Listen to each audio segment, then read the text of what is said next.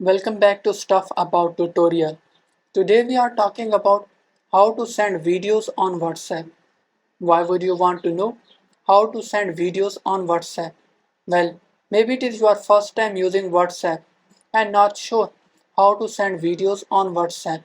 So today I am going to show you how to send videos on WhatsApp. Check video description and I will try to leave the written instructions.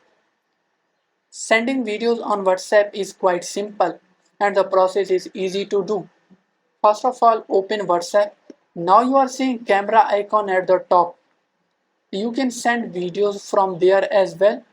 If you are willing to send during a chat, it is also very easy. First of all, open a chat.